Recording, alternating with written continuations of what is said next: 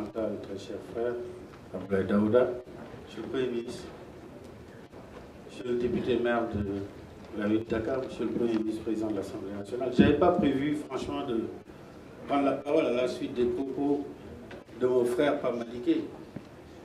C'est la famille qui s'est retrouvée au travers de ses propos. J'ai l'honneur de prendre la parole ici pour peut-être témoigner sur mon jeune frère Abdou. Le nom du président Mbagnick Diop est beaucoup revenu dans nos discussions. Mais ce que Dieu fait, ce que l'histoire retiendra, c'est que Abdou et moi avons été formés au chevet de ce grand homme d'État.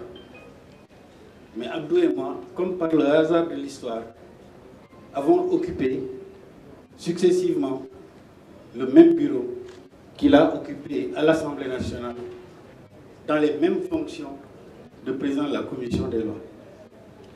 C'est un signe de l'histoire. Mbagnick Diop a été président de la commission des lois pendant plusieurs années.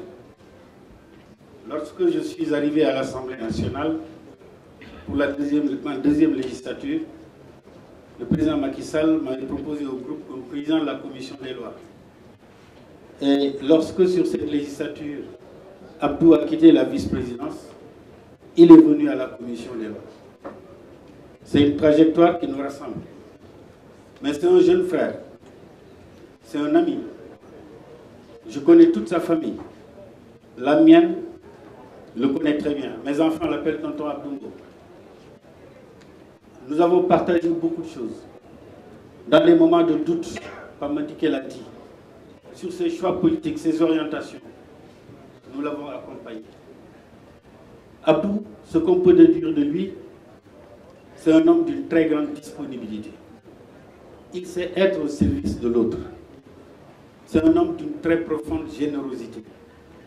C'est un homme qui transcende les clivages partisans pour préserver son amitié, et particulièrement avec la même génération avec qui il chemine politiquement. Le maire de Dakar vient d'en parler. Abdou n'a pas de frontières politiques. Ses amitiés restent ses amitiés, quand bien même il reste ancré dans ses convictions. Et depuis que je le connais, il a toujours été un homme de conviction. En parlant à Abdou, je peux parler de Babacar Ndiaye, je peux parler de Diouk, Abdou Diouk, je peux parler de Thierno Diatta, je peux parler de Aziz Mbodji. Ce sont ceux-là, les jeunes étudiants, qui pour la première fois avaient mis en place le mouvement des étudiants du PPC à l'université. J'étais son grand frère, j'étais porte-parole du parti, et quand c'était tendu, quand c'était difficile, Mbagnick Diop aimait à me dire « Seydou, va voir tes jeunes frères, essaie de les convaincre ». C'était tendu lorsqu'il s'était agité, lorsqu'il s'était agi de faire la fusion entre le PPC et le PDS. Mbagnick Diop ce jour-là m'avait dit « Il faut aller voir les étudiants, ils ne sont pas d'accord ». Je lui ai dit « Je vais y aller ». Je suis allé, il était 20h. Mais avant d'y aller, je connaissais comment fonctionnait le groupe. Babacar est là, il sourit. J'ai d'abord appelé Abdou. C'était le plus têtu de tous. Je l'ai appelé, j'ai négocié pendant 3 heures avec lui. Et on est retourné le soir. On a été dans la chambre 7, à l'hôtel des députés que Mbagnick avait mis à leur disposition. Et jusqu'à 5 heures du matin, j'ai discuté pour les convaincre d'accepter le principe de la fusion. C'est cela, Abdou. C'est quelqu'un qui, quand il attrape quelque chose, il ne lâche pas. Quand il a un ami, il a un ami, et c'est pour la vie. Et je voudrais penser à tout ce qui s'est dit sur sa famille. Quand on ne connaît pas Abdou, quand on fréquente la maison d'Abdou, on ne sait pas qui est le grand frère, qui est le petit frère. Abdou est le petit frère de Ousmane, et Ousmane a le mérite d'être au service de Abdou. C'est cela aussi, cette famille telle qu'elle a été bâtie par leurs parents. C'est une famille extrêmement soudée, où tout est solidarité. Mon cher Abdou, je puis te dire, après mon frère Pamadiké, et après tous les témoignages entendus ici, qu'on est extrêmement fiers de ce que tu es devenu. Mais ce que tu es devenu parce que tu t'es battu pour l'être. Tu n'es pas, comme disait l'autre, né avec une cuillerée d'argent dans la bouche.